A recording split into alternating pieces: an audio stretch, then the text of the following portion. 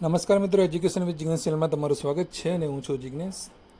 મિત્રો, કચ્છ વિદ્યા સહાયક ભરતીમાં બીજો રાઉન્ડ ચાલુ થઈ ગયો છે અને જેને પ્રથમ રાઉન્ડમાં જે મિત્રો જિલ્લા પસંદગી કરી આવ્યા છે, નિમણૂક લઈ આવ્યા છે, એ લોકો હવે જ્યારે સ્થળ પસંદગીમાં બોલાવવામાં આવશે, જે કે તમામ ઉમેદવારોને, એટલે આ વિડીયો જોઈ રહ્યો એ 1 થી 5ના ઉમેદવારોને, પાછળ જે 6 થી 8ના ઉમેદવારો પણ જે છે એમને પણ લાગુ પડશે. એટલે એક પોસ્ટ આપણે મૂકી હતી, અહીંયા તમે જોઈ શકો છો કે કાસ્ટ વેરિફિકેશન બાબતે કોઈ મૂંઝવણ હોય તો કોમેન્ટ કરવાનું મેં તમને કહ્યું હતું અને અમુક ઘણા મિત્રોએ કોમેન્ટ કરી છે. તો એમાંથી મહત્ત્વના જે પ્રશ્નો જે રહ્યા એમનું સોલ્યુશન જે છે એ આપવા હું આ વિડીયોમાં આવ્યો છું. અને એવા જ પ્રશ્નો તમારો પણ જો કોઈ હોય તો એની અંદર તમને પણ આ વિડીયોની અંદરથી સોલ્યુશન એમાં મળી શકે છે. તે વિડીયોને અંત સુધી જોજો. શરૂ કરીએ હવે આપણે પ્રશ્નો શું આવેલા છે. તો પહેલો પ્રશ્ન જોઈએ. ભારતીબેન પરમાર લખે છે કે પિતા હયાત ન હોય અને કોઈ ડોક્યુમેન્ટ ન હોય તો માતાના ડોક્યુમેન્ટ ચાલે? તો એનો જવાબ છે ના, પિતાના જ ડોક્યુમેન્ટ જોઈએ. ક્યાંય માતાના ડોક્યુમેન્ટનો ઉલ્લેખ નથી હોતો. એનું કારણ એ છે કે આ જે આપણું વેરિફિકેશન રહ્યું એ કાસ્ટ વેરિફિકેશન છે, જાતિ વેરિફિકેશન કરવામાં આવે છે. તો એ આપણી જે જાતિ જે રહી એ આપણને પિતા તરફથી મળે છે. આપણે માતાની જે પિયર પક્ષમાં જે જાતિ હોય છે, બરાબર છે, એ જાતિ આપણે નથી હોતી, આપણે પિતાની જાતિ આપણને હોય છે. એટલા માટે તમામ ડોક્યુમેન્ટ જે હોય છે એ માતાના એક પણ ડોક્યુમેન્ટ એમાં નથી ચાલતું. પિતા પક્ષના એટલે પિતૃ પક્ષના ડોક્યુમેન્ટ જ એની અંદર ચાલશે, કારણ કે એ પેઢીમાંથી આપણે બિલોંગ કરીએ છીએ એટલા માટે. તો એ પ્રમાણે જોઈ લેજો કે પિતાના જ ડોક્યુમેન્ટ ચાલશે, કોઈ માતાના ડોક્યુમેન્ટ નહીં ચાલે. બધા માહિતી એની અંદર જે છે એ આપેલી જ છે. ત્યારબાદ વાત કરીએ. જયદીપ દરજી લખે છે કે ઓબીસીમાં એલસીમાં પિતાની અને કેન્ડિડેટની સરનેમ અલગ છે. તો ઘણા બધા લોકોને સરનેમનો ઇસ્યુ હોય છે. કોઈને થોડી ઘણી મિસ્ટેક હોય છે, રસવાઈ દીર્ઘઈની હોય, જીની હોય, બરાબર છે. તો આવી એકદમ નોર્મલ મિસ્ટેક હોય તો એનો વાંધો નથી આવતો હોતો.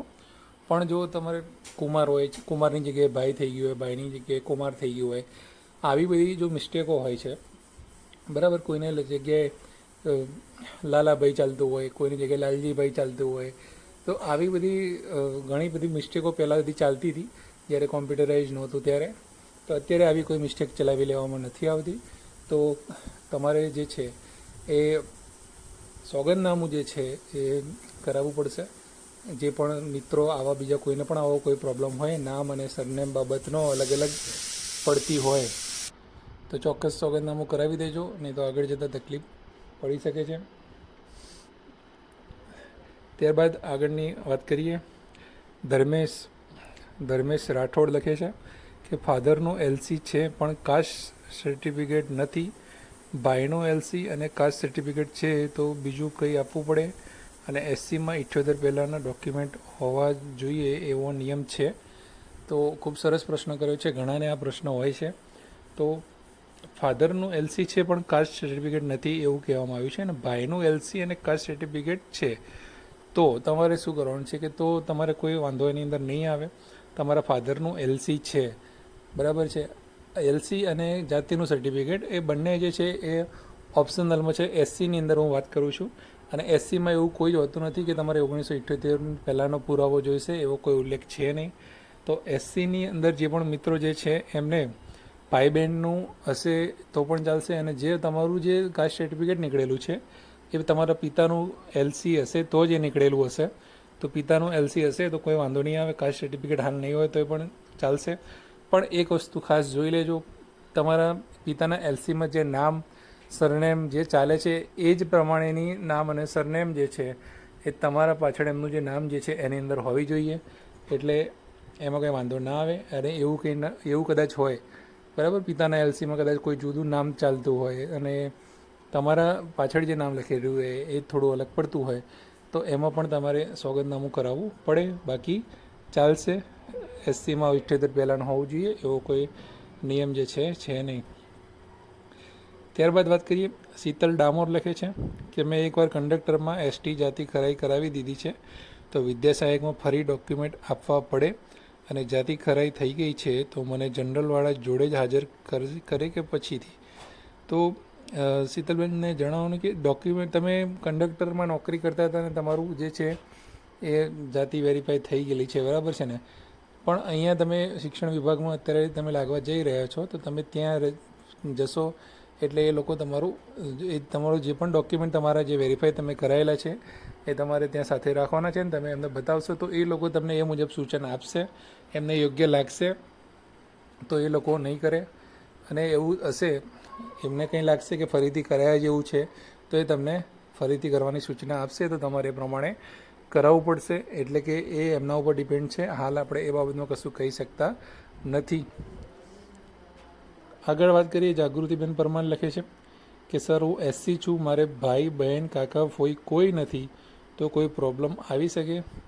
તો જાગૃતિબેન, ભાઈ બહેન કાકા અને ફોઈ આ બધા જે છે એ સંબંધો, એને એ સિવાય જે તમે વાત કરી છે પિતાજીની, અને કોઈ ઉલ્લેખ તમે અહીંયા નથી કર્યો, તો તમારા પિતાજી હોય તો તમારા પિતાજીના ડોક્યુમેન્ટ જો હોય, એમનું એલસી હશે તો તમારે કંઈ વાંધો આવશે નહીં. પિતાના એલસી ઉપરથી તમારું જાતિનું સર્ટિફિકેટ નીકળેલું હશે તો તમારે બીજા કોઈ ડોક્યુમેન્ટની જરૂર નથી. આટલા બધા ડોક્યુમેન્ટનું જે લિસ્ટ આપેલું છે કાસ્ટ વેરિફિકેશન માટે, એ બધા ડોક્યુમેન્ટ જે રહ્યા એ તમને ઓપ્શનલ આપવામાં આવેલા છે કે ભાઈ તમારી જોડે આ ના હોય તો તમે આ રજૂ કરી શકો, પિતાનું ના હોય તો તમે કાકાનું રજૂ કરી શકો, ફોઈનું રજૂ કરી શકો. એના માટે પછી પેઢી નામું બનાવડાવવું પડે. તો એ બધા ઓપ્શનલ આપે છે. એવું નથી કે એ બધા જ ડોક્યુમેન્ટ તમારે રજૂ કરવાના છે. તમે મેક્સિમમ પુરાવા તમારી જોડે જેટલા હોય એટલા તમે રજૂ કરી શકો છો તમારી કાસ્ટ જે છે એને પુરવાર કરવા માટે. તો તમને એ જ સજેશન છે મારું કે તમારા પિતાજીના ડોક્યુમેન્ટ હશે તો એ પૂરતા છે, તમારે બીજા કોઈ ડોક્યુમેન્ટની જે છે એ જરૂર છે નહીં. આગળનો પ્રશ્ન છે મેકવાન અલ્પેશ છે કે પિતરાઈ કાકાના ડોક્યુમેન્ટ જાતિ પુરાવા સંદર્ભે અસલ જ જોઈશે અને એમનો વયપત્રકનો ઉતારો જોઈશે 1978 પછી સ્ટાન્ડર્ડ 1માં હોય તો? તમારો પ્રશ્ન પણ સારો છે કે પિતરાઈ કાકાના ડોક્યુમેન્ટ જાતિના પુરાવા સંદર્ભે અસલ જ જોઈએ છે, બરાબર છે. કોઈ ઝેરોક્સ કે એવું એની અંદર વેરીફાઈમાં ચલાવતા નથી. ઓરિજિનલ ડોક્યુમેન્ટ જે હોય એ બધા જે માગશે એ પછી વેરીફાઈ કરીને તમને પાછા આપશે. એટલે જે પણ તમે સર્ટી રજૂ કરો છો એ ઓરિજિનલ તમારે બધું લઈને જવું પડશે ત્યાં આગળ. અને વયપત્રકનો ઉતારો જે છે એ પણ ત્યાં લઈ જવો પડશે, બરાબર છે. અને 1978 પછીનો હોય તો શું કરવું? એવું તો 78 પહેલાંનો કોઈ પણ પુરાવો જે છે એ તમારે જાતિ સંદર્ભે રજૂ કરવો પડશે. આ ઓબીસીને જ લાગુ પડે છે, બરાબર છે. એસસી ને 78નું લાગુ પડતું નથી, એ ખાસ ધ્યાનમાં રાખજો. ત્યારબાદ રશ્મિકા સોલંકી લખે છે કે સર, ચકાસણી માટે જે વયપત્રક લીધું છે ઓરિજિનલ, એ પાછું આપશે કે નહીં આપે? વયપત્રક જે છે એ પાછું આપી દેશે. કોઈ ડોક્યુમેન્ટ તમારી જોડે એમની જોડે એ નહીં રાખે. વેરીફાઈ થયા પછી એ તમને સુપ્રત કરી દેશે. ભાવુ પટેલ લખે છે કે તો અત્યારે એમાં પેટા જાતિમાં ભૂલ છે, કાસ્ટ એસટીઝ રહેશે, સોગંદનામું થઈ શકે કે કેમ? હા, બિલકુલ. એની અંદર તમે જુઓ કે વેરિફિકેશનની પ્રોસેસની અંદર જ ઉલ્લેખ કરેલો છે. 3 થી 4 વસ્તુનો ઉલ્લેખ કરેલો છે કે તમારું નામ, અટક, જાતિ અને પેટા જાતિ. આની અંદર જો કોઈ મિસ્ટેક હોય તો તમારે સોગંદનામું કરાવી લેવું. એટલે સોગંદનામું કરાવી લેજો, વાંધો નહીં આવે. અને છેલ્લો પ્રશ્ન જોઈ લઈએ. વૈભવી લખે છે કે મમ્મી પપ્પા ભાઈ બહેન અને એલસી, આધાર કાર્ડ, કાસ્ટ સર્ટિફિકેટ હોય તો બીજું કંઈ ના જોઈએ નહીં. તો મમ્મીની વાત કરીએ આપણે, મમ્મીના કોઈ ડોક્યુમેન્ટની તો પેલી છે નહીં, પણ તમારું પપ્પાનું, ભાઈ બહેનનું આ બધા એલસીને બધું તમારી જોડે છે તો તમારે કંઈ વાંધો આવશે નહીં. અને ખાસ મિત્રોને જણાવવાનું કે તમે જ્યારે પણ કોમેન્ટ કરો છો તો કોમેન્ટની અંદર એ ઉલ્લેખ કરો કે તમે કઈ કેટેગરીના છો, તો એ પ્રમાણે મને તમને સલાહ આપતા કે એ રીતના જવાબ આપતા ફાવે. તમે કોમેન્ટ તો કરી દીધી પણ તમે એવું નથી લખ્યું કે હું એસસીમાંથી છું કે ઓબીસીમાંથી છું, બરાબર છે. તો એ પ્રમાણે આપણે તમને સજેસ્ટ કરી શકીએ છીએ.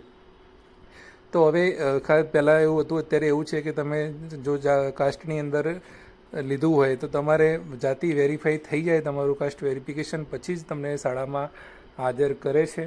તો બધા જ સિરિયસ થઈ જજો. ઘણા મિત્રોને સામાન્યમાં તકલીફ આવી છે, તો તમારે એવી કોઈ તકલીફ ન આવે. અને ખાસ જણાવવાનું કે એસસી, એસટી, ઓબીસી ત્રણેયના કાસ્ટ વેરિફિકેશનની પ્રોસેસ, ડોક્યુમેન્ટની તમામ માહિતી જે છે આપણી યુટ્યુબ ચેનલ પર 3 વિડીયો જે છે એ છે. અને અહીંયા ડિસ્ક્રિપ્શનમાં એવું હોય તો હું ત્રણેયની જે લિંક જે છે એ પણ હું નાખી દઈશ, તો તમે ત્યાંથી પણ ડાયરેક્ટ તમે જોઈ શકો છો. બીજો કોઈ પ્રશ્ન હોય તો કોમેન્ટ જરૂરથી કરજો. વિડીયો સારો લાગ્યો હોય તો લાઇક જરૂરથી કરજો અને અન્ય ગ્રુપમાં શેર કરવાનું ભૂલતા નહીં. જય હિન્દ, જય ભારત. Thank you.